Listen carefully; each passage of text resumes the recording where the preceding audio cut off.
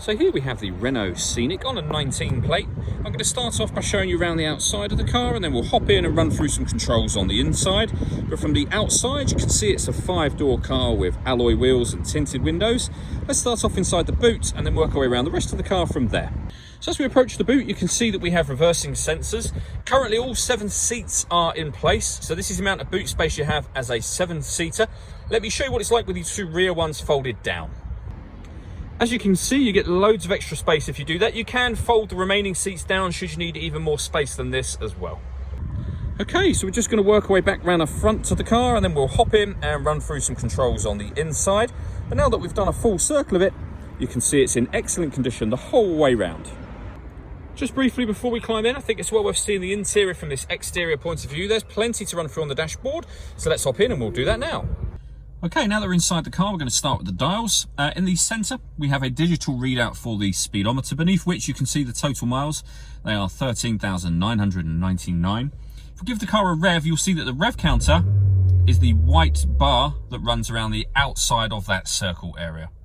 If we back out to the steering wheel, on the left-hand side, we have stereo controls, cruise control, and they are continued over here with the phone controls. This button will change the information that's displayed within that trip computer section for various different bits of fuel economy information.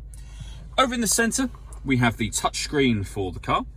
So you'll see, firstly, we have satellite navigation. There's a full video that shows exactly how this works. You can find that on both our website and also on our YouTube channel as well. We can go back to the main menu. Multimedia is where you'll find your music. So we've got the radio, first of all. This car has got digital radio, which we're currently on. If we press band just at the bottom there, you'll see AM, FM, and digital radio, or DAB, as you may know it. That's if you want to listen to the radio. If you want to listen to your own music, hit the media section just there. Nothing is connected at the moment, but you can listen to it via USB inputs. We've got 2 of those. We have 2 auxiliary inputs, and we have Bluetooth audio as well, so you can stream your music wirelessly. So plenty of ways to listen to your music in this car. Working our way down, we have the dual zone climate control. So you can adjust the passenger temperature, the driver temperature, the fan speed up and down from here. You can determine where you'd like the air to be distributed. And then when you're happy with those settings, you can turn the air conditioning on and off. So that button there turns it on and back off again. Or you can hit auto and the car will take control of the fan speed to maintain the temperatures that you've asked for. When it comes to adjusting the temperatures, they are shown in the bottom corners of the screen just there, so you know what the actual temperature is. Below that we have deadlocks, hazard warning lights. We can put the car in eco mode.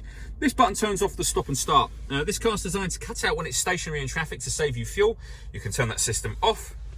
We then finally have a 6-speed manual gearbox, electronic handbrake, and the buttons to turn the cruise control on.